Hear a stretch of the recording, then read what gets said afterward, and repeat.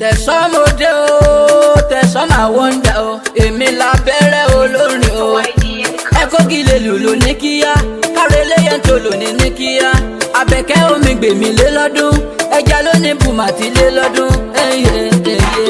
Happy birthday to you, màmá wa, màmí ẹja ló ní bú. Ọlọ́sùndé Adéjùmọ̀, yéyé Ọ̀ṣun lé lọ́dún. Happy birthday to you, màmá wa, màmí ẹja ló ní bú. Ọlọ́sùndé Adéjùmọ̀, yéyé Ọ̀ṣun lé lọ́dún. Happy birthday to you, màmá wa, omi gbèmí Àbẹ̀kẹ́. Ọlọ́sùndé Adéjùmọ̀, yéyé Ọ̀ṣun lé lọ́dún. Happy birthday to you, màmá wa, màmí ẹja ló ní bú. Ọlọ́sùndé Adéjùmọ̀, yéyé Ọ̀ṣun lé lọ́dún. Tẹ̀sán mo sá kẹ́kẹ́ mo múre tó ifá, mo kàbàjá mo múre di ọ̀pẹ òjò pagi lápá kan dápá kan sí òjò pa mí ó mọ̀ pa yèyé mi. Ọdúndún làbá ẹ sọdún, ṣebí yéyé Ọ̀ṣun ló lé lọ́dún.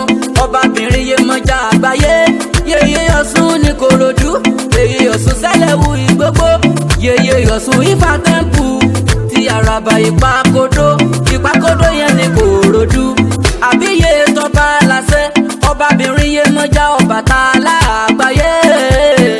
Ọbabìnrin Yemọja Ọbàtálá gbogbo àgbáyé. Ìlú Ilé-Ifẹ̀ Òǹdáyé, níbi tí ojúmọ́ ti ń mọ́ wá, tí gbogbo wáyé mọ̀ ṣólóore. Màmá ẹ dákun ẹ ṣe mí lóore, ọbabìnrin Yemọja àgbáyé.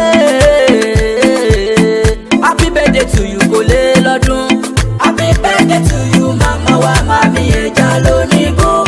Ọlọ́sùndé Adéjùmọ̀, yéyé Ọ̀ṣun lé lọ́dún.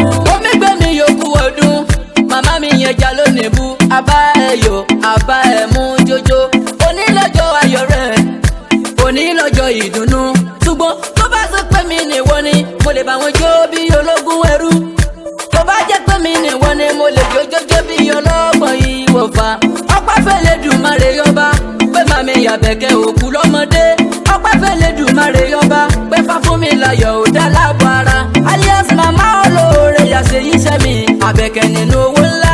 Ẹlẹ́dùmarè yọ ṣàlékún oore Ọ̀ṣun ṣẹ̀gẹ̀ṣẹ̀ má fi yẹ́lẹ̀ nígbà kan. Omi gbé mi mo bá ẹ mú jó, Ọlọ́sùndé mo bá ẹ yọ̀. Happy birthday to you, yèyé Ọ̀ṣun Ìkòròdú kẹpẹ́. Happy birthday to you, màmá wa, màmí ẹja ló ní bú.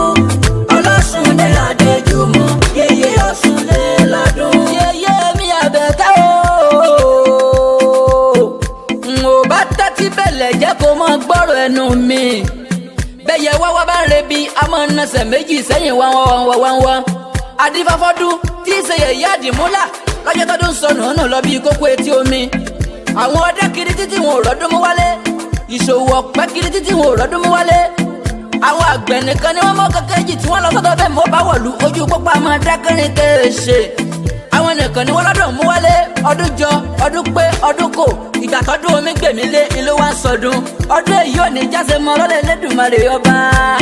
Happy birthday to you, màmá wa, màmí ẹja ló ní bú. Ọlọ́sùndé Adéjùmọ̀, yéyé Ọ̀ṣun lé lọ́dún. Óyá ẹ bá mi kórè yèyé o, ẹ bá mi kórè yèyé Ọ̀ṣun. Torí ọlọ́mọ ni ìyá o, torí ọlọ́mọ ni ìyá wa. Ọ̀ṣun dákun jọ̀wọ́ o, èmi kò tún gbé màmá mi. Yèyé mi dákun jọ̀wọ́ o, Àbẹ̀kẹ́ tún ṣe ẹ̀mí. Ìyá mi olóore mò ń kí o. Happy birthday to you. Óyá ẹ bá mi kórè yèyé o, ẹ bá mi kórè yèyé Ọ̀ṣun. Torí ọlọ́mọ ni ìyá o, torí ọlọ́mọ ni ìyá wa. Ọ̀ṣun dákun jọ̀wọ́ o, èmi kò tún gbé màmá mi. Yèyé mi dákun jọ̀wọ́ o, Àbẹ̀kẹ́ tún ṣe ẹ̀mí. Ìyá mi olóore mò ń kí o. Happy birthday to ìyá Ọ̀ṣun. Tẹ̀sán mo dé o, tẹ̀sán máa wọ́ndà o, èmi lábẹ́rẹ́ olórin o. Ẹ kógi lè lùlù ní kíá,